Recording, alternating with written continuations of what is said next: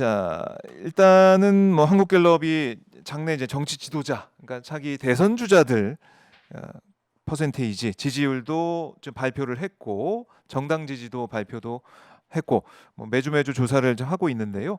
2주 동안 저희가 못 뵀습니다. 못 뵀다. 오랜만에 뵙는 김봉신 부대표 모시겠습니다. 안녕하십니까, 부대표님? 안녕하십니까? 오랜만에 뵙습니다. 예, 네. 오랜만입니다. 예, 반갑습니다. 자, 한국갤럽 조사 저희가 이제 하나하나 수치를 보면서 말씀을 나눠보도록 하죠. 한국갤럽 조사 이번 주 개요부터 한번 보겠습니다. 예, 한국갤럽 데일리 오피니언 613호 네. 2월 4주입니다. 이번 조사는 2월 25일부터 27일 3일간 조사가 진행이 됐고요. 네. 이동통신 3사에서 제공하는 무선전화 가상번호에서 무작위 추출해서 전화 조사원 인터뷰, 네. 전화 면접 방식입니다. 예. 전화 면접 방식으로 예. 조사를 했고 이게 ALS 조사가 아니다. 예. 거. 전화 면접 조사. 네. 예. 그리고 보시지요. 뭐 이제 ALS랑 좀 다른 그 흐름 이건 볼 수가 있기 때문에 ALS는 뭐 선착순으로 우리가 항상 봐왔기 때문에 그건 다르다라는 말씀을 드리고요. 제가 댓글 남겨달라고 했더니 드래곤하트님이 집에서 보신다고 하셨고요. 오드리 델버님께서는 부천, 매미님은 전주에서 보시는데 거기 우중충하는 날씨가. 그리고 봄날 같아요, 오드리 델버님. 날씨는 따뜻하네요. 그다음에 시크레타님 서울, 명명님은 부천 날씨 좋아요 하셨고요. 수원 흐립니다. 광교 호수님이 수원에서 보고 계십니다. 바람꽃님은 울산 중부도서관 화창합니다 하셨고요. 오이숙님은 전 집에서 시청 중입니다. CN파크님은 여긴 안면도입니다 하셨고요. 윤래형님 춘천입니다. 별별별님은 경남 양산입니다. HSL님 강릉입니다. 가윤님은 운동 중에 보신다고 하셨고 지금 병원에 계신 지숙자님 뭐 별일 없기를 바라겠습니다. 지숙자님 치료 잘 받으시고요. MRN님 대구 날씨 좋아요 하셨고 미니토마토님 대화명이 미니토마토님이신데 토마토하우스에서 일하면서 듣고 있습니다. 네, 화이팅입니다. NRH님 귀에 꼽고 미싱하면서 듣고 있습니다. 오늘도 힘내십시오. 화이팅입니다. 안산 상록 날씨 꾸물럭 가을이님 댓글 주셨고요. 이유진님은 남양주 우중충 그다음에 오드리 델버님 아까 부천에서 보신다고 하셨고 김정신님도 병원 가는 버스 안에서 듣고 있어요. 병원 가시는 분, 병원 가신 분들이 좀 많네요. 네, 고맙습니다. 이렇게 추석 체크 감사드리고요. 자, 김영님은 춘천, 또 바보사랑님은 전 대구, 피치노원님은 경남 본입니다. 순한양님 아산은 비옵니다. 윤주희님은 여수 산속의 가게입니다. 오늘도 오마이뉴스 화이팅입니다. 고맙습니다. 손희자님도 오셨고요. 박종우 기자님 오늘 화이팅입니다. 포근합니다 하셨네요. 고맙습니다. 자, 다시 저희가 돌아와 보죠. 갤럽 조사 한번 가보겠습니다. 최민희님 울산 버스 안에서 시청하고 있습니다. 김태환님은 파주 운정입니다. 비 올려나 흐려요 하셨고 성남에서 아시안님 반갑습니다. 그다음에 사이초원님 전라도 광주는 비가 멈췄어요 하셨네요. 고맙습니다. 은희사랑님은 딸 기숙사 들어가요. 짐 싸면서 듣고 있습니다. 강동진 광주 광산 아름다운 동행님은 장사도 안 돼 죽을 지경입니다. 여유롭게 개기면서 듣고 있어요. 누에파파님은 미국 뉴저지입니다. 봄이네요 하셨고 강대현님은 의정부에서 응원합니다 하셨고 이현진님은 안성 공도입니다. 김경민님은 날씨 흐리고 비바람 예정된 부산의 3일절입니다. 내일 날씨까지 전해주셨습니다. 고맙습니다. 자, 이렇게 여러분과 소통하면서 출석 체크 해봤고요. 감사드립니다. 박종희 아스팟 응원해주신 분 너무나 감사드리고요. 자, 이제 여론조사 내용을 저희가 이제 본격적으로 들어보도록 하겠습니다. 자, 개요는 들어봤고 그래서 정당 지지도 잠깐 보고 갈까요? 근데 정당 지지도 좀 보니까 글쎄요. 국민의힘이 또 조금 올라왔어요. 정당 이게 지지도는 웬일입니까 또? 지난주 2월 3주에 네. 민주당 40, 국민의힘 34로서 한 6%포인트 격차가 났었습니다. 네. 여기 오른쪽에 있죠. 그래서 이게 6%포인트 격차니까 5.2 이내긴 한데 한 번 더 벌어지면은 이제 5.2를 넘어서서 그러니까요. 확 벌어질 거라고 또 생각을 했었는데. 그렇습니다. 민주당이 많이 좀 그 오차 범위를 벗어나서 우세하지 않겠느냐 이렇게 봤는데 이번 주를 보니 다시 붙었습니다. 민주당은 이제 2%포인트 조정돼서 38, 국민의힘은 2%포인트 올라서 36인데 격차가 2%포인트니까 사실 지금 이렇게 보시면 1월 달서부터 지금까지 그러니까 올해 들어서 네. 갤럽 지표에서는 더불어민주당과 국민의힘이 네. 오차범위 내에서 팽팽하다. 이렇게 보셔야 될 것 같고요. 이게 지금 엎치락뒤치락 하는 것처럼 이렇게 민주당이 좀 좋아졌다가 이렇게 하는 것처럼 보이지만 이건 변동도 그렇고요. 두 정당의 격차도 그렇고요. 오차범위 이내이기 때문에 사실상 두 정당은 지금 굉장히 팽팽하다. 이렇게 보셔야겠습니다. 팽팽하다. 알겠습니다. 이 정도로 좀 보도록 하고 제가 주목하는 것은 차기 이제 대선 주자 지지도 예. 이거 한번 중점적으로 보죠. 이제 조기 대선이 그야말로 뭐 가시화되고 있다라고 볼 수가 있기 때문에 관심이 아무래도 대선 주자들한테 많을 것 같아요. 예. 이번 조사는 어떻게 나왔는지 이것도 먼저 보죠. 예. 장래 정치 지도자 선호도입니다. 먼저 사람 이름이 이제 순서대로 나와 있는데요. 이재명 그 더불어민주당 대표가 가장 왼쪽에 있다는 건 가장 많이 나오고 있다는 겁니다. 그리고 김문수, 한동훈, 홍준표, 오세훈, 안철수까지 또 유승민까지 요렇게 6명이 이 지금 소속이 이제 국민의힘 그리고 이준석 개혁신당 네. 뒤에 이제 조국 혁신당 대표가 있습니다. 지금 오늘 발표된 결과에 따르면 방금 제가 이제 이름을 먼저 봤는데요. 네. 지금 35%가 나온 그래서 가장 많이 나온 이재명 분은 대표. 이재명 예. 대표입니다. 그리고 2위가 이제 두 자릿수로 다시 올라서기는 했지만 김문수 장관이 10%가 되겠고요. 4%, 3% 요렇게 국민의힘의 4강이 네. 오세훈, 한동훈, 홍준표 순서 다시 한번 확인해 보겠습니다. 네. 한동훈, 홍준표, 오세훈인데요. 한동훈, 홍준표, 오세훈 각각 443입니다. 443. 예. 아, 지금 이게 뭐 이렇게 평가해 봤을 때는 안 나오네요, 진짜. 안 나오죠. 443. 443. 네. 그리고 이제 주요한 인물들을 다 합친다고 하더라도 지금 21% 아니겠습니까? 그렇네요. 예. 다 합쳐봤자. 21 이렇게 보면 22, 23인데 네. 그렇게 돼도 한 안 명인 되네요. 이재명 대표에게 지금 어렵다라고 네. 할 수가 있겠습니다. 음. 물론 이거는 이제 장래 정치 지도자라고 해서 오픈 그러니까 자유응답식으로 받은 겁니다. 네. 그렇기 때문에 여기서는 1%만 나와도 대단하다라고 볼 수가 있는데요. 거기에서 35%는 상당히 큰 거죠. 저는 저는 우리 이 그 구독자님들 또 시청자님들께 네네. 말씀드리는 건 어. 일부 언론에서 이게 30%대에 이제 갇혔다, 이제 박스권에 갇혔다 이런 말씀하시는데 네. 사실 그거는 말 그대로는 맞는 말인데 적절한 평가는 아닙니다. 왜 네. 그러냐면요. 예. 지금 여기 한번 보실게요. 여기 37을 찍었지 않습니까? 37. 이게 이재명 대표입니다. 언제냐? 그게 바로 12월 아. 3주 때 37을 찍고요. 한 해 이게 국회에서 통과됐을 때 맞습니다. 그때죠. 예. 그 이후. 직후 주에 예. 그리고 나서 30%대로 쭉 왔는데 이게 갇혔다. 박스권은 갇혔다가 아니고 네. 박스권은 박스권인데 이게 그러니까 당선권에 당선권에. 안착했다라는 말이 오히려 적절해요. 네. 왜 그런가 하면 윤석열 대통령이 후보 시절에 34 찍었습니다. 아, 그렇겠네요. 예. 30%를 넘는다. 네. 그러니까 이게 자유응답식으로 이제 말씀드렸는데 거기서 30% 넘는다라는 거는 네. 거의 이제 대단한 퍼센트다. 물론 물론 그때 이재명 후보 2022년이죠. 그때도 20% 후반대였어요. 네. 그런데 지금 보시면은 이재명 대표가 30% 후반을 찍고 30% 중반을 안정적으로 가져가고 있거든요. 네. 그러면 무엇이라 평가할 것이냐? 아. 이게 확장성이 없다 내지는 박스권에 갇혔다라고 표현하는 건 그러니까 온당한 평가는 아닌 것 같아요. 제 느낌상. 예. 요거는 당선권에 와 있다. 또 이제 상대적으로 보면 당시 2022년은 윤석열 당시 후보와 이재명 당시 후보가 굉장히 맞붙는 네. 그런 상황이었고 그랬을 때 두 인물이 둘 다 30% 내외로 굉장히 이렇게 맞붙었었죠. 예. 지금은 더군다나 2등을 이제 하고 계신 김문수 장관 이분이 10%를 넘나들고 있어요. 10% 선에서 잘 나온 게 12. 12입니다. 예. 최대치죠. 10%에 딱 두 자릿수에 턱걸이를 했네요. 그렇죠. 턱걸이 영상이 올라왔던데 이것도 그 이게 뭐 복선이 깔린 겁니까? 턱걸이 영상에 도전해 있으시는 턱걸이 그렇군요. 예, 턱걸이입니다. 계속 이 상황은 예. 이게 이제 확장성이 떨어지는 것이죠. 왜 그러느냐? 11, 11, 12, 9, 10. 9로 빠졌다 다시 10. 네.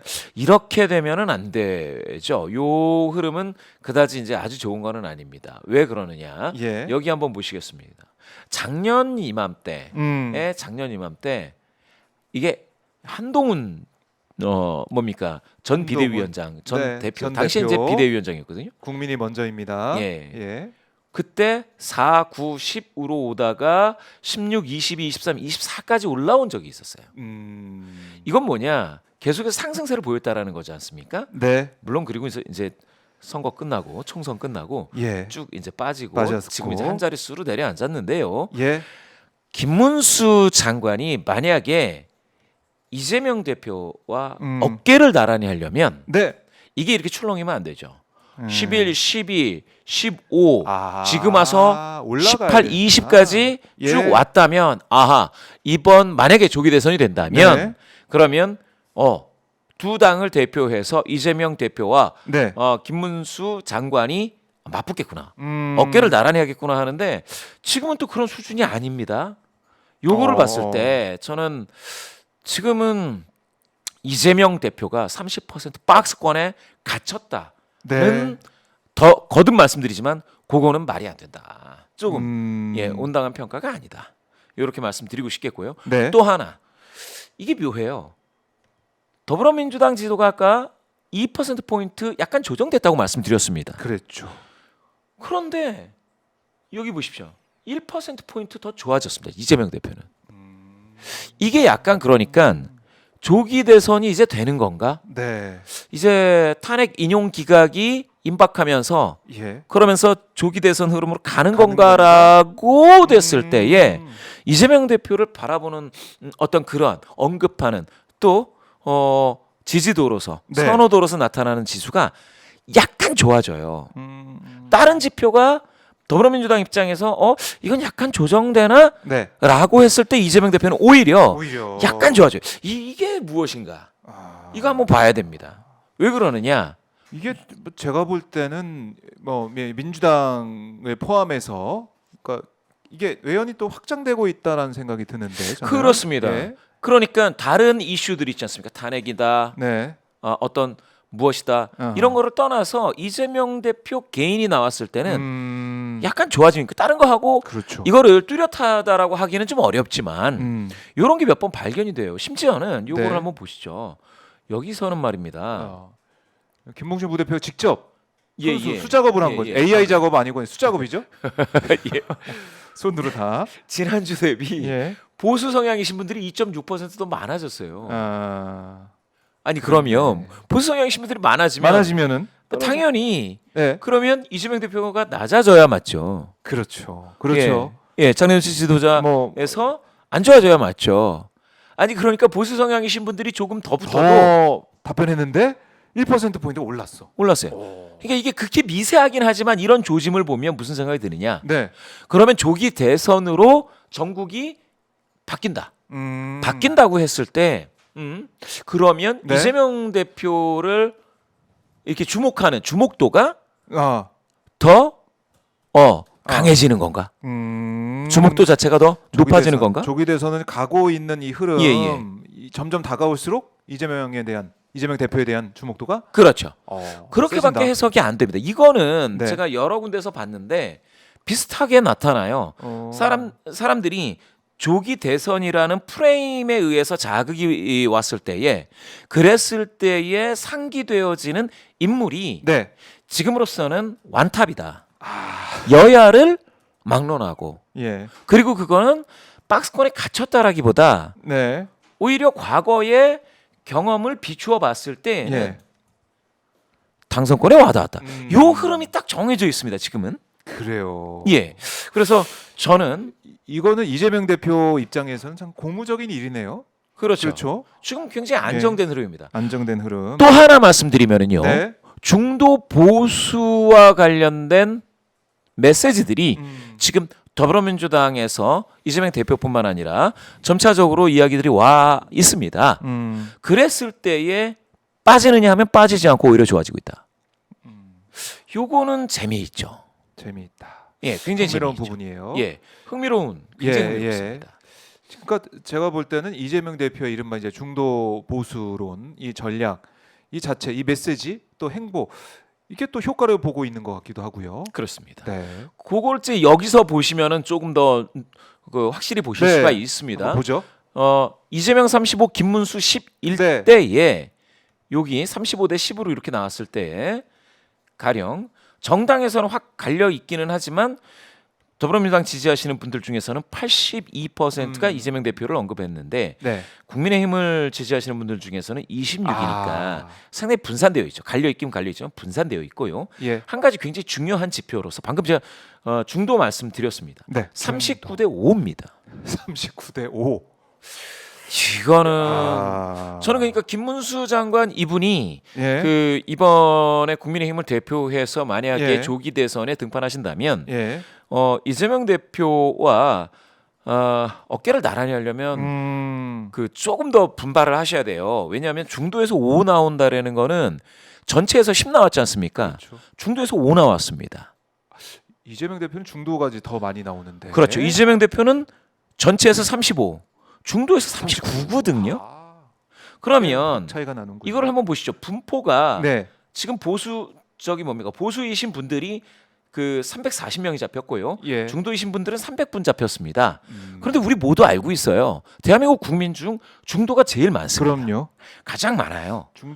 중원을 이겨야 이 그렇죠. 본판에 이기는 것인데 사실. 그러면은 지금 이거를 투표하시는 분들 기준으로 보면 네. 이 중도에서 39라는 이 숫자가 더 더 강하게 영향을 미칠 것이다라는 것은 모두 다 아실 겁니다. 그런 그러면 김문수 그렇죠. 39대 5가 되면 그러면 투표를 감안했을 때 예. 우리가 예측을 한다라고 봤을 때에는 요 보수 성향이신 분들이 더 많아지기보다 중도 성향이신 분들이 더 오시기 때문에 요 격차가 더 강하게 반영된다. 39대 5가 더 강하게 반영된다고 보셔야 돼요. 네. 그러면 과연 저는 이렇게 한번 음. 우리 시청자분들께 여쭙고 싶습니다. 네. 39대 5가 의미하는 걸로 따져서 국민의힘을 대표해서 김문수 장관 이분이 나오시면 과연 이게 네.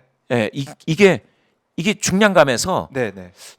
야 이게 대등한 게임이 될 수 있을지에 대해서 한번 보셔야 된다. 그런 의미에서 예. 볼 수가 있겠습니다. 그래요. 중도에서는 진짜 많은 차이가 확연하게 드러난다. 이걸 과연 김문수 장관이 극복할 수 있을 것이냐 이 부분 봐야 되겠지만 글쎄요. 지금 김문수 장관의 행보를 그동안 우리가 많이 봐왔는데 중도층에 소구할 수 있는 중도층에서 반응할 수 있는 그런 후보가 될 수 있을 것이냐 좀 회의적이라는 생각을 우리 시청자분들 포함해서 많은 국민들이 할 것 같습니다. 예. 자 그걸 극복할 수 있을 것이냐 뭐 턱걸이는 정말 몇 개를 해야 되는 것이냐 그래서 좀 들기도 하는데 어쨌든 예 잠깐 신호가 고르지 못했습니다. 양해 부탁드리고요. 자 그러면 이렇게 이재명 대표 김문수 장관 얘기했지만은 일단은 여권 그러니까 이른바 이제 국민의힘 쪽 보수 쪽을 좀 한정지어서 한번 보죠. 한동훈 전 대표가 책까지 내면서 이제 시동을 걸고 있는 것 같습니다. 시동을 걸고 있는 것 같은데 이번에 나온 조사를 보면은 그래도 이제 김문수 장관을 못 넘어서는 그런 상황이죠. 자, 10% 김문수 10, 한동훈 4, 홍준표 4, 오세훈 3, 안철수 1, 유승민 1, 이준석 1 이렇게 나와 있는 거 아니겠습니까? 이준석까지 뭐 포함해서 쭉 보수 쪽을 본다면 어떻습니까? 이게 그야말로 여러 후보들이 막 각기 지금 나와 있는 상황인데. 예. 일단 오늘 소개해드리는 모든 여론조사는 네. 중앙선거여론조사위원회 예. 홈페이지를 참조하시면 더 그렇습니다. 분명히 보실 수가 있겠고요. 이렇게 보실 때에 네. 지금 사실은 이재명 대표도 아직 경선을 두고 있기 때문에 네. 정해진 후보라고 보기에는 어렵죠. 나머지도 다 마찬가지입니다. 음. 여기 이준석 의원도 사실은 완주의 가능성이 굉장히 높지만 완전히 정해져 있다고 보기는 어렵죠. 그런데 방금 말씀 주신 것처럼 국민의힘 후보들처럼 네. 이렇게 다자대결로 팽팽하게 붙고 있는 데는 없습니다. 그런데 김문수 장관을 제외한 나머지 분들이 지금 한 자릿수로 이렇게 쭉 깔리고 있다라는 거는 네. 사실은 김문수 장관을 제외하고 후보가 되기, 국민의힘 당 후보가 되기에 쉽지 않을 거다. 이렇게 전망할 수가 있습니다. 근데 그런 생각하지 아까 이제 중도 봤지 않습니까? 예. 중도 딱 봤을 때 이렇게 차이가 나는데 그럼 그 말은 뭐냐면은 대선의 본선으로 이제 가서 봤을 때 이재명 대 김문수 되면은 쉽지 않다는 걸 국민의힘 내부 지지자도 알 수 있을 것 같거든요. 맞습니다. 근데 전략적 선택 없이 그냥 김문수로 간다. 지금 중도 성향이신 분들 중에 선택을 한번 보시면 중도층에서도 근데 보니까 김문수 후보가 제일 잘 나오네요. 예, 김문수 5%, 나머지 예, 이 한동훈 4, 오세훈 뭐 4, 예, 홍준표 2 이렇게 나오고 있어서 예. 중도 성향이신 분들 중에서도 나머지 많이 없습니다. 그럼 중도 성향이신 분들은 다 어디가 계시냐? 어디가 계세요? 예, 여기 지금 잘 모르겠다 이쪽에 많이 와 아직 계신데 대답 안 하신 분들이 있다. 야, 그러면은 누가 국민의힘 후보가 되더라도 쉽지 않은 상황인데 중도 호소력이 예, 너무 좀 없네요. 바닥입니다. 그러니까 그렇게 따지면 이렇게 예. 가야 돼요. 음. 지금이라도 윤석열 대통령과 거리두기. 아직도 1호 당원이 윤석열이죠. 그렇죠. 국민의힘 1호 당원 윤석열. 그렇게 되어 있어서 네. 아니 국민의힘 당이라는 당에 예전에 뭐 방금 말씀하신 1호 당원 뭐 사실 당을 대표하는 인물로서 윤석열 대통령이 아직도 국권이 있는데 아하. 사실 중도 성향이신 분들이 지금까지 이번 정부 들어서 뭐 계속해서 예. 윤석열 대통령의 주장과는 그 좀 반대쪽에 진보 성향이신 분들이 몰려 있는 쪽으로 중도 성향이신 분들도 그쪽으로 더 분포가 더 많이 되어 왔었습니다. 네. 계엄 탄핵 국면에선 또 마찬가지죠. 음. 이번에 변론을 보면서 뭐 9차 넘어갈 때쯤 나오면서 보니까 중도 성향이신 분들이 마음을 정했다는 게 좀 보이더라고요. 9차, 10차 갈 때는. 움직이시더라고요. 예, 중도 조금 층에서. 중도가 움직이는 네. 겁니다. 왜냐, 지켜보겠다 해서 음. 이제 나도 응답하겠다. 네. 라고 바뀌는 거예요. 중도 아하. 성향이신 분들이. 이제 끝났어. 네. 이제. 이제 변론을 뭐 이제 윤석열 대통령이 한다고 하니 네. 그럼 좀 지켜보자. 뭐 새로운 게 나오나. 아. 이렇게 좀 한 발짝 떨어져서 보시다가 예. 지금 다시 아이쿠 그러면 이번 정부 들어서 2년여 동안 봤던 그 마음이 바뀌지 않으시는 거예요. 제가 봤을 때. 그래서 중도 성향이신 분들이 지금 보시면은 이 분포를 그대로 보시면은 네. 이거는 사실상 전체 평균과 비교해서 오히려 중도 성향이신 분들이 약간 더 네. 이재명 대표 쪽으로 좀 몰려 있는 그리고 국민의힘 주자들이 사실 이렇게 말씀드리면 조금 네. 조금 죄송스럽지만 네. 한 자릿수에서 중도 성향이신 분들의 선택을 이렇게 한 자릿수에서 밑에 쭉 깔려서 받는다라는 거는 되게 안타깝고 네. 제가 이 말씀을 쓰고 싶지는 않지만 도토리 키재기다라는 그 말씀까지는 드리고 싶지 않습니다만 예. 그런데 국민의힘 주자분들께서 더 분발하시라는 그런 말씀으로 한번 드려보겠습니다. 이거는 진짜 39대 5, 4, 4, 2, 2, 2 이렇게 나오는 거는 예. 그럼 심각한데요, 이거는? 보수 조금 쪽에서는? 많이 심각한 상황이죠. 그 중도가 이렇게 되다 보니까 중도를 얻는 뭐 후보에 보수 쪽에서 전략적 선택할 수도 있겠다라는 생각도 들고. 그럼요. 예. 근데 국민의힘이 지금처럼 스탠스를 가져가면 그런 어떤 전략적인 판단을 과연 하실 수 있나? 전략적인 판단을 지금 해도 네. 조기 대선이면 이게 활주로가 너무 짧아서 이게 아, 올라설 수가 없어요. 시간도 없네요. 별로. 활주로 너무 짧아. 이게 되지가 않습니다. 60일 안에 두 달 안에 이제 결정이 나는 것인데. 그렇죠. 두 달 안에 결정 나면은 이게 표심, 그러니까 유권자들이 표심을 정하는 그 시점은 언제쯤이라고 보통 보나요? 60일. 굉장히 그러니까 2주 안에 본선 들어가서 결정하시는 분들도 상당히 많습니다. 본선 들어가서. 예. 그렇지만 예. 2년 내에 음. 이름이 언급되는 사람이 당선될 확률이 굉장히 높고요. 2년 내에 꾸준히 언급되어 있는 사람들은 우리는 지금 여기서 보고 여기 있습니다. 이 사람들이잖아요. 그렇습니다. 예. 그리고 6개월 이내에 두 자릿수로 들어와 줘야 되고요. 6개월 이내 두 자릿수로 들어와 주신 분은 네. 지금 이재명 대표, 김문수 장관, 그리고 한동훈 두달 뭡니까? 사이에. 그 정도밖에 없는 그 것 같은데요. 정도 선이거든요, 지금은. 그래요. 그러면 이렇게 예. 여쭤볼게요. 한동훈과 김문수 한동훈의 뭐 싸움이 될 수도 있다라고 볼 수 있는데, 왜냐하면 명태균 게이트가 워낙에 지금 파급력이 있어서 오세훈, 홍준표 이거 어렵다는 얘기다. 뭐 이거는 뭐 국민의힘 안팎에서까지 나오는 거 아니겠습니까? 맞습니다. 그러면 한동훈, 김문수 한동훈 전 대표가 역전을 할 수 있을까? 이 부분도 관심을 가지게 될 것 같은데요. 어떻게 예측하세요? 저는 그거는 좀 어렵다라고 지금 보는 편인데요. 왜 그래요? 그러냐면 사실 혹시 김문수 후보를 응원하시는 거 아닙니까? 저는 어느 누구도 응원하지 그래요. 않습니다. 민주당 그런 후보건 개인적인 국민의힘 그런 거 후보 없이 전혀 없어요. 수치로 봤을 때 쉽지 예. 않다. 예. 그 이유는 왜 그렇습니까? 보수 성향이신 분들 중에서의 지지도를 보면 음. 김문수 장관이 23, 한동훈 8, 오세훈 8, 네. 홍준표 7 이런 식이에요. 보수 이- 쪽에서 예, 이게 예. 보수입니다. 23, 이렇게 되면 어렵죠. 887. 여기 보시죠. 국민의힘을 지지하시는 분들 중에 26%가 김문수, 네. 11%가 한동훈, 9% 오세훈 이런 식으로 분산되면 이건 쉽지가 않습니다. 아. 이러면은 제가 봤을 때는 김문수 장관이 예. 룰에 따라 굉장히 달라지지만 네. 룰에 따라 50대 50으로 가건 음. 어떻게 되느냐에 굉장히 달라지지만 지금은 가능성이 굉장히 높아요. 지금 경선에 들어가면. 그래요. 예. 너무 짧다는 것도 그렇고. 맞습니다. 근데 지금 한동훈 전 대표가 책을 냈잖아요. 예. 책을 내서 또 이제 북 콘서트도 하고 이렇게 하면서 뭔가 이제 차별화를 보여준다. 윤석열 당시 이제 계엄 내란 사태 때 내가 이 투표에서 해제시켰어. 힘을 보태서 이런 주장을 하면서 윤석열과 차별화. 근데 검사라는 경력도 안 썼으니까. 그리고 이재명 대표 공격. 뭐 72번이 언급했대요.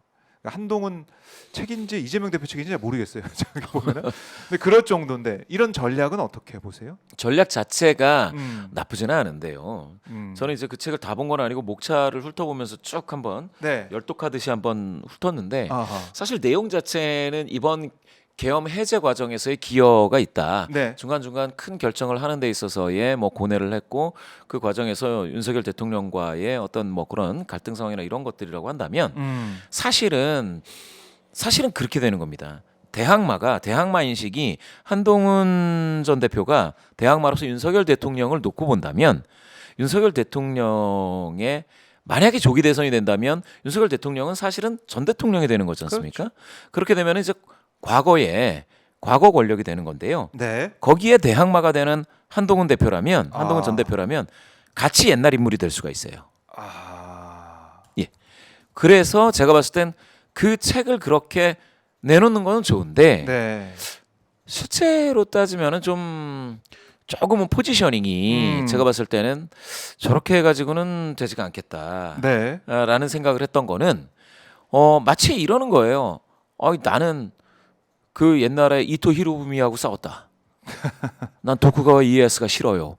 이렇게 해가지고 과거에 자기 스스로를 포지셔닝하기보다는 한 발짝 더 나가야 되거든요. 네. 그래서 그 이후에 비전은 어떻다. 지금 솔직히 솔직히 이 모든 주자들 중에서 비전이라고 얘기하는 그러니까 비전 이게 바로 이게 먹고 살 거리다 비전이라고 하는 그런 카테고리에서 말씀 주시는 분이 이재명 대표밖에 없어요 사실은. 그렇죠. 예, 먹고 살자. 네, 맞아요. 아니, 잘 살기 이거를 좀 한번 먹살이죠.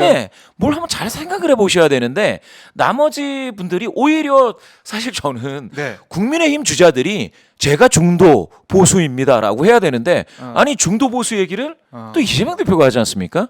이렇게 되면 뭐냐? 국민의힘 분들은 중도 보수마저도 이제 아니야 이제. 예, 중도 보수 후보가 아니네. 포용할 수가 없게 됐어요. 왜냐? 그 선점됐습니다. 네. 중도 보수, 합리적 보수를 이재명 대표 민주당 쪽에서 선점해 버리면 선점. 그러면 거기에 음. 들어갈 수가 없습니다. 네. 이게 제가 봐서는 프레임과 관련해서 어. 지금 저는 방금 한동훈 전 대표 말씀 주셨지만 네. 이 지금 국민의힘 주자 또 국민의힘에서 뭔가 크게 실기하고 있다. 계속해서. 그러면 어떻게 되느냐? 어디로 가요 그 사람들은 이제? 그러니까 언론에서 흔히 예. 지적을 많이 해주시는 언론 기자분들이 지적해 주시는 게 극우로 완전히 고립되는 거 아니냐. 그러니까 자유통일당과 국민의힘이 함께 한 세트로 묶여버리는. 그렇죠. 그러면 합리적 보수라든지 네. 중도 보수이신 분들이 봤을 때 아니 나를 호명해 주는 사람이 누구냐지 않습니까? 아, 내가 있는 그렇죠. 중도를 불러준 사람이 누구냐. 그렇죠. 예.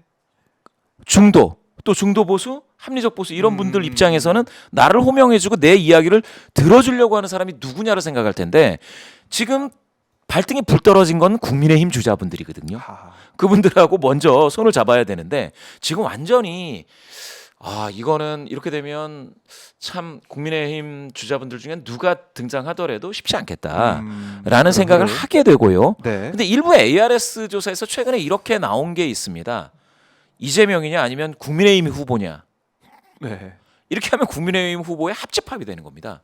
그렇겠죠. 교집합이 아니고 예. 합집합이 돼서 이만큼 국민의힘을 하여튼 호감 있는 사람은 어느 후보가 나오든 다 몰아서 예. 이렇게 해보자라고 하면은 또 오차범위내에서 대등한 게임이 된다. ARS니까 그. 예, ARS에서 그런 조사들이 진보 성향자가 20% 미만으로 잡힙니다. 18 잡혀요. 그래요. 예. 그런데 지금 갤럽에서는 예. 중도와 보수가 많이 잡힌다고는 하지만 음. 그래도 진보가 26이지 않습니까? 네. 그럼 이건 분포가 비슷해요. 왜 그러냐면 아. 진보가 보통 한 25에서 30 정도 되는 게 그게 정상이거든요. 예. 보통 한 30 나오면 되고 많이 나오면 35 나오고 이래요. 음. 그러면 26 나오면 지금 같은 경우에 보수가 보수 네. 성향이신 분들이 많이 잡히면 진보 성향이신 분들이 이 정도 잡히는 것들은 이해가 된다라는 수준으로 이야기해도 이 정도인데 그런데 진보 성향이신 분들이 ARS에서 지금 20% 미만으로 잡힐 때 그럴 때 그런 정도 조사에서 국민의힘 후보와 이건 진짜 어떤 특정 인물이 아니죠. 후보와 국내 후보 이재명과 이재명과 하면 예. 비슷하다. 요 결론이 나왔을 때는 또 하나 추정할 수 있는 거는 네. 저쪽은 다 달라붙어서 완전체가 돼서 이렇게 다뭐 조립되듯이. 연끌하고 예, 뭐 이렇게 그 정도로. 이렇게 붙어서 모든 후보가 다 붙는 그런 어떤 조립 합체가 돼야 겨우 이재명 대표 오차 범위 내에서 오차 범위 내에서 그 정도다. 해볼 만한가? 그것도 진보 성향자들이 네. 거의 지금까지 볼 수 없었던 정도로 줄어들어야 가능한 판이구나. 라는 것을 확인할 수 있었습니다. 그래요. 그만큼 지금 중도 보수 이 여러 가지 예. 민생 문제, 정책 문제, 중도 보수라는 그 영역을 이재명 대표에게 선점을 당한 국민의힘. 근데 국민의힘도 사실 이렇게 되지 않기 위해서라면 윤석열의 탄핵 정국에서 윤석열과 한 몸처럼 하는 모습을 보이지 말았어야 됐고, 그렇죠? 그 중도층에 이제 소거하는 그런 역할, 석고대죄부터 하면서 갔어야 되는데, 맞습니다. 2017년도에 그렇게 해봤더니 완전 괴멸 당했다라는 생각 때문에 그런지 모르겠지만 이번 전략을 다르게 쓴 거 아닙니까? 윤석열 예. 지키자 쪽으로 간 거잖아요, 사실은 주류가. 그러니까 이 시대 인식에서 네. 제가 저거 참 저렇게 하면 더 힘들어질 텐데라고 저는 이제 생각을 했던 것은 무엇이냐면요. 네. 2016년, 17년에 아하. 그나마도 당시에 이제 새누리당이죠. 새누리당 내에서 음. 그나마 탄핵 찬성파들이 있었기 때문에 네. 지금까지 살아온 겁니다. 아. 2017년, 18년, 20년 선거 졌죠.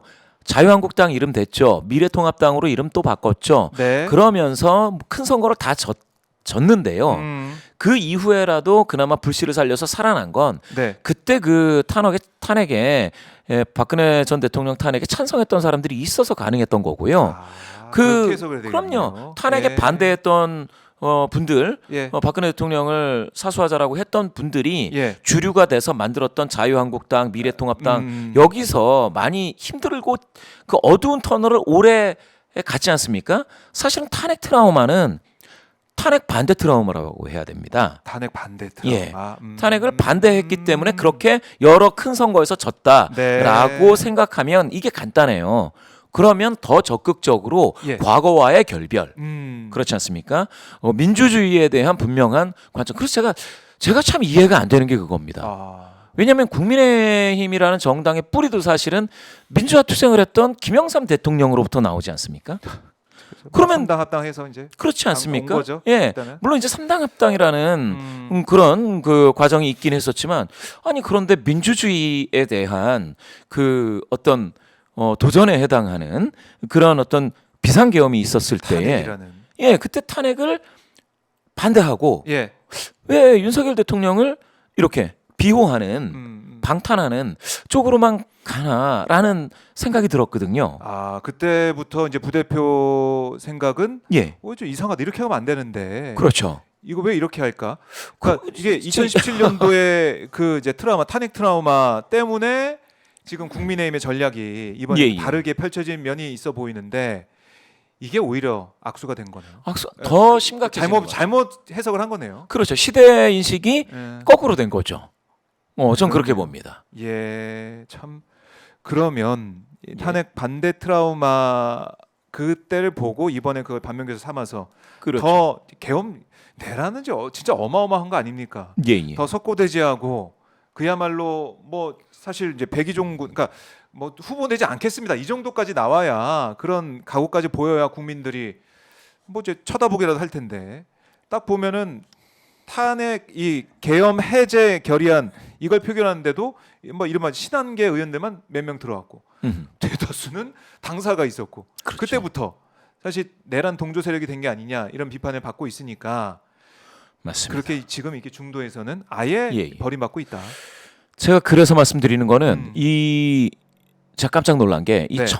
청년 세대에서 무슨 얘기가 나오느냐. 과거에 국회의원 하면 놀고 먹는 사람인 줄 알았다. 그런데 이번에 계엄을 해제하는 과정에서 보니 네. 아이고 고마운 사람들이다. 라고 됐거든요. 그러면 당시 탄핵을 계엄을 해제하기 위해서 노력하고 네. 여기에서 따끔하게 탄핵 가결을 하려고 노력했던 그런 국회의원분들에 대해서는 고마운 존재라고 된다면 네. 방금 말씀하셨듯이 그 자리에 없고 어디 다른 데에 당사가 있고 있고. 예, 이런 분들에 대해서는 그런 미래 세대들은 무엇이라 하겠느냐는 거죠. 그거는 나중에도 이거 아니 그 정치도 이게 이제 비즈니스고 장사라고 한다면 네. 이번 시즌 끝나고 이제 안 하고 이런 건 아니고 계속 해야 될 건데 이번 판을 이제 못 이긴다고 하더라도 그렇죠. 뭐 준비를 하는 게 맞는 것일 예. 텐데. 그런데 청년 세대, 청소년 세대 이제 미래 세대한테 이렇게 안 좋은 모습을 보인다. 그러면 참 제가 봤을 때는 이게 선택이 네. 계속해서 이게 스텝이 꼬이고 있습니다. 그러면 이 지금이라도 국민의힘이 아까 말씀 주셨는데 네. 중도를 어떻게 포용하느냐? 제가 봤을 때는 그렇게 탄핵에 무엇이랄까요? 가결 투표를 던졌던 사람들도 할 얘기를 할 수 있게끔 자리를 준다든가 대변인으로 내세운다든가 이래야 되는데 오히려 가만히 보면 그분들이 그 국민의힘 당 내에 마치 배신자로 그렇죠. 낙인 찍힌다든지 김상욱 의원 같은 경우는 완전히 지금 예. 예.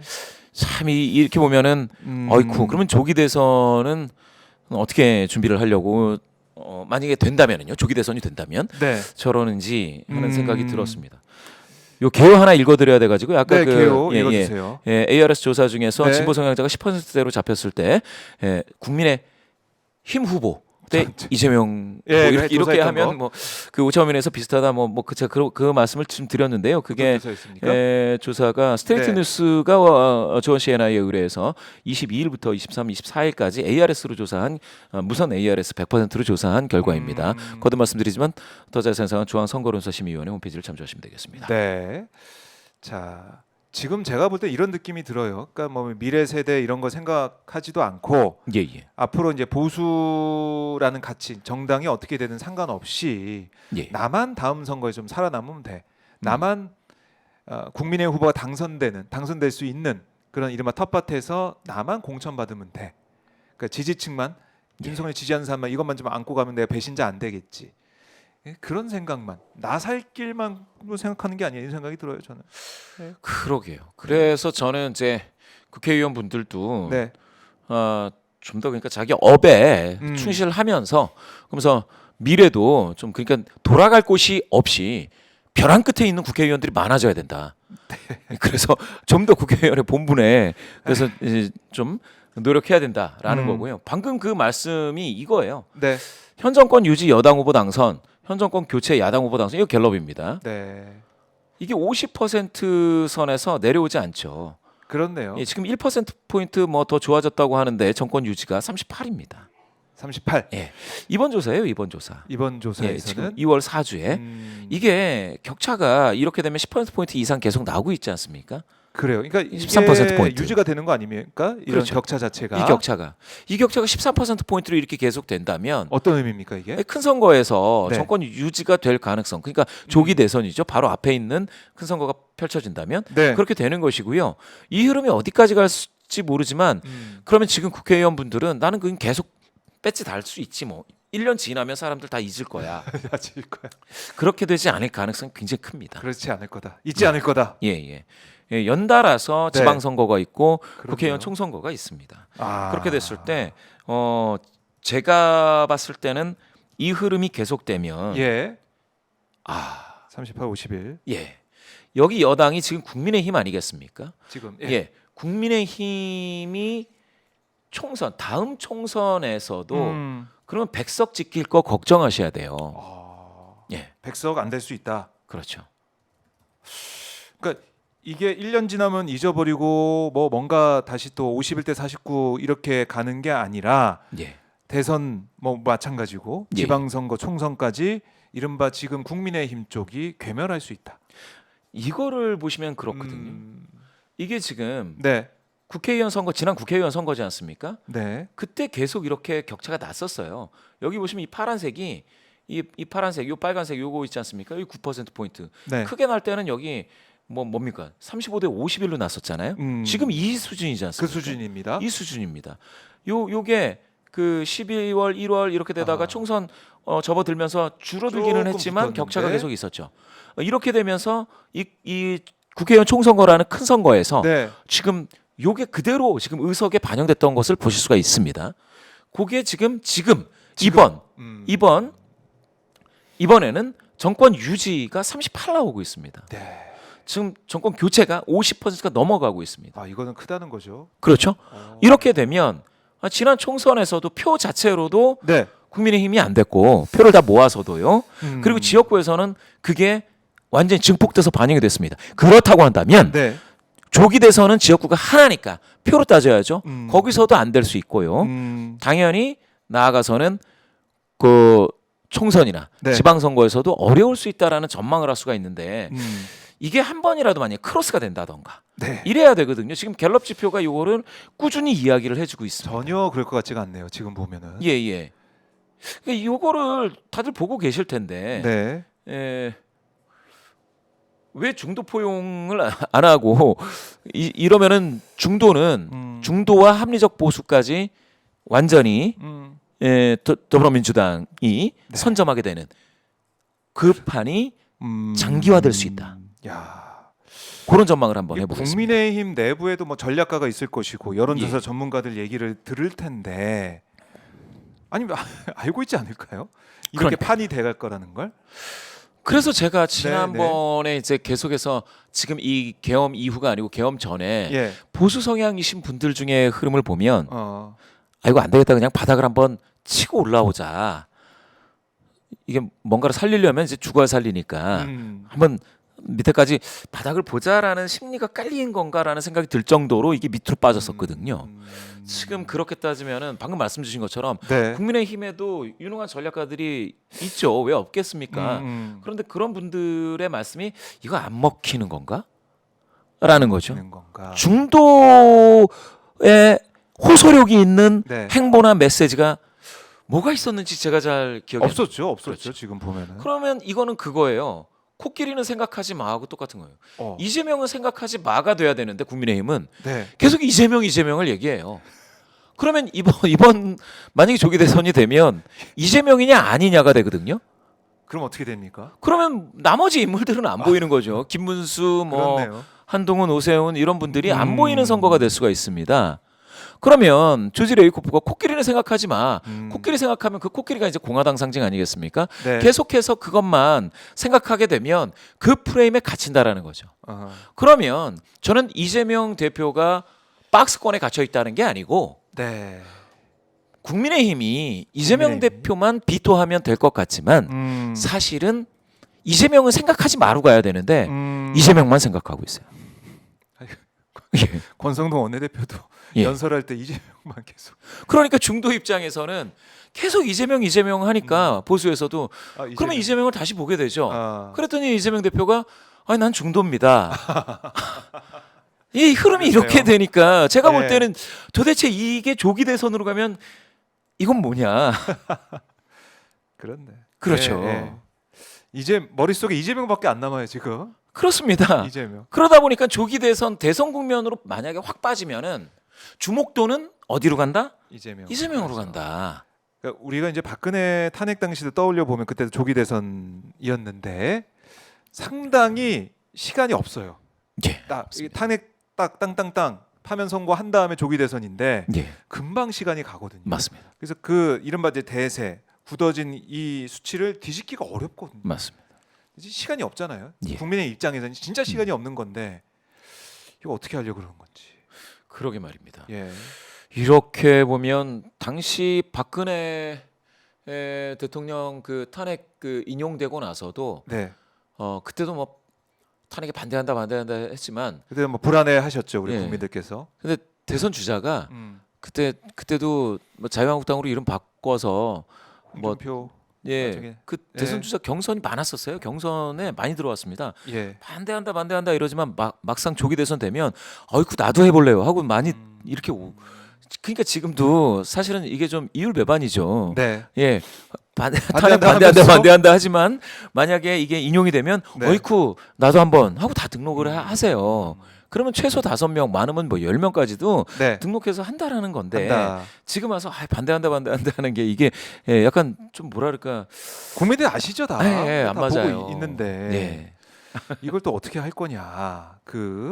인용된 다음에 또 어떻게 뭐라고 할 거냐 국민들 앞에. 음흠. 자 이렇게 되면 이제 이른바 이제 국민의힘 쪽 뭐 지금 극으로 이제 가는 걸 우리가 평가할 수밖에 없는 그런 국민의힘의 후보들 몇 면을 보더라도 참 쉽지 않은 상황이다.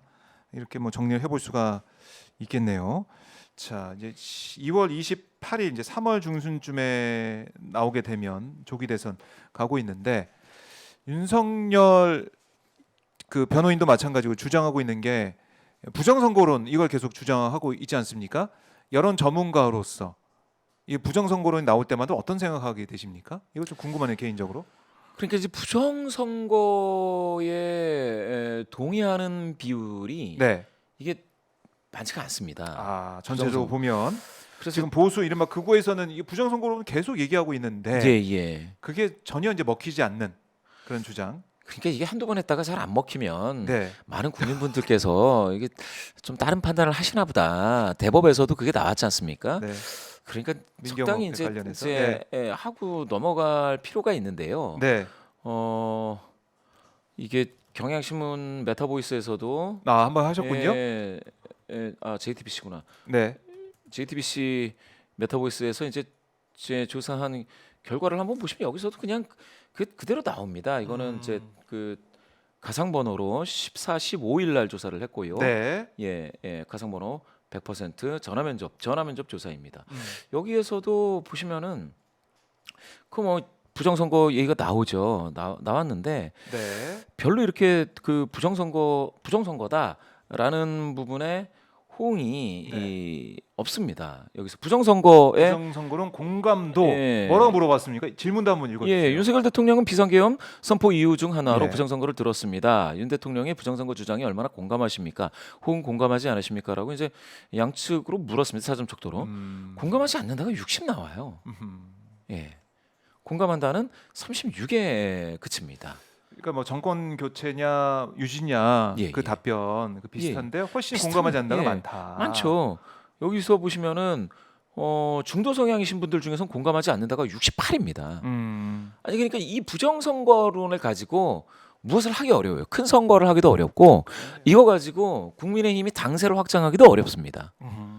이거는 제가 봤을 때는 상당히 정말로 패착극이라고 볼 수도 있겠네요. 패착이죠. 만약에 이걸 계속 얘기를 한다 예. 그러면 그걸 얘기하고 있는 윤석열 지지를 계속하고 윤석열 지지자들과 함께 한다는 것 자체가 좀 어려운 상황이다. 이건 예. 제가 봤을 때 전혀 먹히잖아요. 그러니까 차라리 네.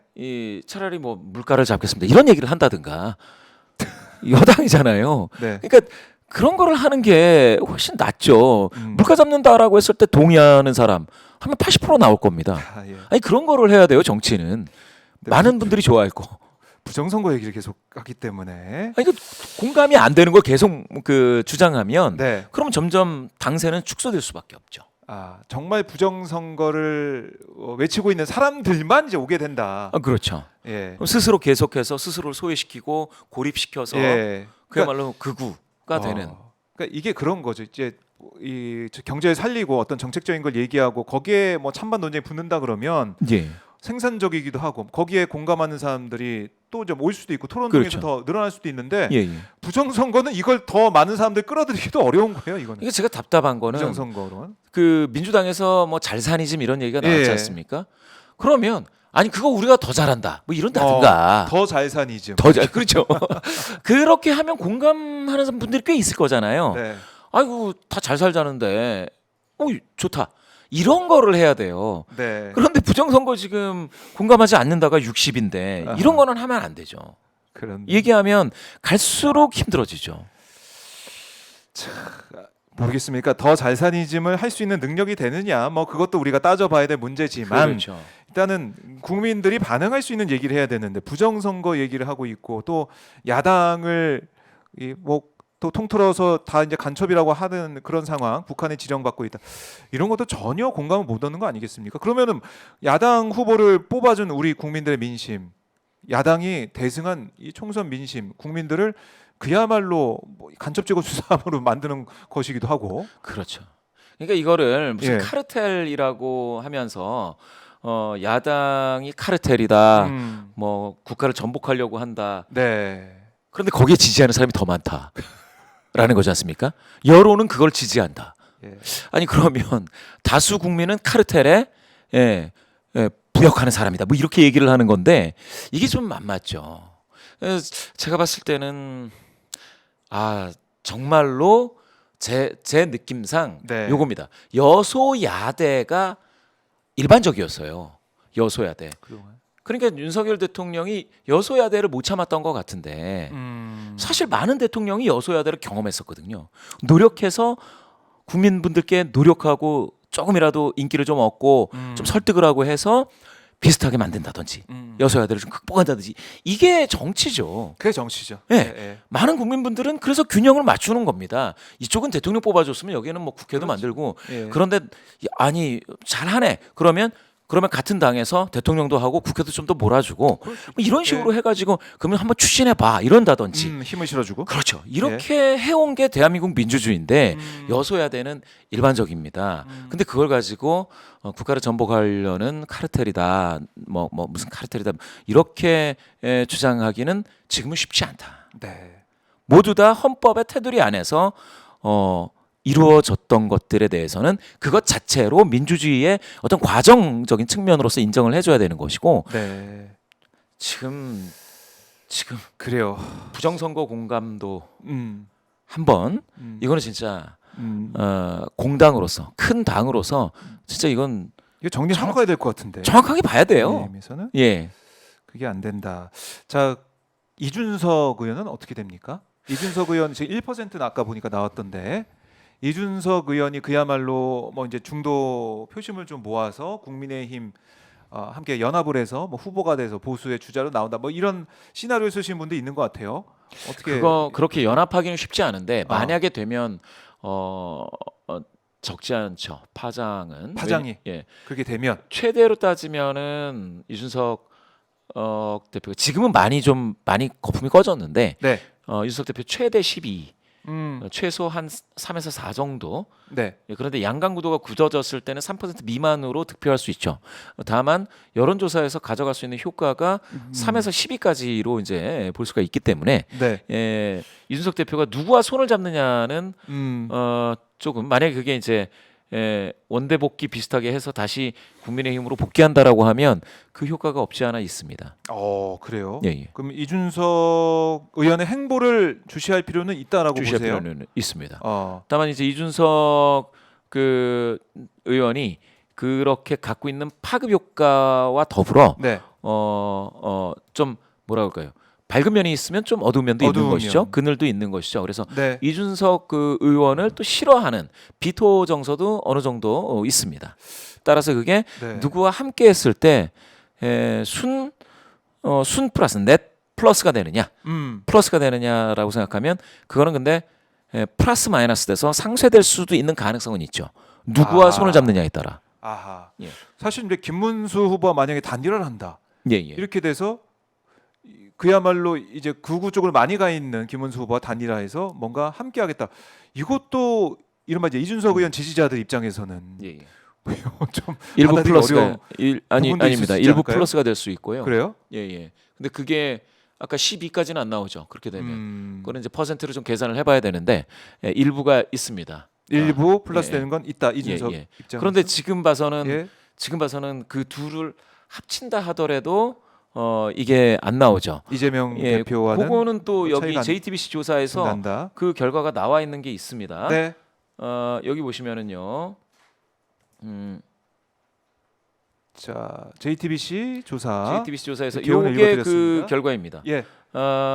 이렇게 아하. 삼강구도에서 이재명, 김문수 지금 딱 요 흐름이죠. 네. 이재명, 김문수, 이준석이 46대 28대 8로 나오거든요. JTBC 메타보이스 조사에서 이렇게 됐을 때 그러면 요 8이 그대로 간다고 한번 해보면 네. 예, 8이 36이죠. 가도 36이다. 그래도 10% 포인트 격차가 발생합니다. 요게 이제 거의 뭐 비슷한 흐름이라고 보시게 되면 네. 이거를 가지고 예측을 한다 보면 이준석 만약에 후보가 돼서 이게 조기 대선이 된다는 가정하에 김문수 후보와 단일화가 됐을 때 네. 이게 이탈 없이 순전히 완전히 플러스가 다 된다 하더라도 이재명 대표가 만약에 출마한다라는 가정하에 대항마가 되긴 쉽지가 않네요. 그래요. 그렇게 예. 효과가 보겠고. 있다. 그런데 판을 음. 뒤집을 수 있는 효과가 있을지는 그래. 알 수 없다. 뭐 좀 댓글로 이준석 오히려 구태 정치하고 있다라는 지적도 하고 있는데 사실은 이제 명태균 게이트 여기에 이준석도 자유롭지 못하다 얘기도 나오고 있거든요. 맞습니다. 명태균 입장에서도 이준석 뭐 같이 뭐 손잡고 이럴 일은 없을 거다라는 얘기도 나오고 있는데 이준석이 대표가 되고 그 이후에 여러 가지 선거에서 이준석 대표가 대표로서 도장 찍은 그 선거들이 있는데 과연 자유로울 수 있느냐? 뭐 이것도 봐야 되겠네. 이런 파장과 그렇습니다. 어떤 의미에서는 이번 만약에 조기 대선이 된다면 이번 네. 대선이 될지 아니면 그 후가 될지 모르겠는데 정계 개편과 어떤 정치인 물갈이의 굉장히 큰 필터로 걸음종이로 네. 쓰여질 지금 이슈가 그런 현안이 명태균과 그렇죠. 관련된 수사 및 거기에 연루된 분들 지금 뭐 연일 오세훈 이야기 나오고 있고 과거에 이준석, 홍준표 나오고 있어서 네. 그게 이제 또 귀추가 주목되는 그런 과정입니다. 그래요. 명태균 예. 뭐 이른바 이 명태균 이게 균 보균자냐 아니냐 이런 얘기가 나올 정도로 감염이 된 건가요? 예, 묻었냐 안 묻었냐 뭐 이런 예, 얘기도 예. 있던데 예, 그게 어떤 녹취나 어떤 자료가 나오냐에 따라서 또 요동칠 수도 있겠네요. 그렇습니다. 이쪽에서는 예. 이것까지 한번 저희가 살펴보도록 하겠습니다. 자, 오늘 우리 김봉심 부대표님 오늘 분석 잘 들었고요. 다음 주에도 또 나노 분석 또 AI가 아닌 손수 수작업으로 예. 살아있는 예. 장인 정신으로 만들어가는 자료 다음 주에 뵙도록 하겠습니다. 예. 고맙습니다. 감사합니다. 감사합니다. 예.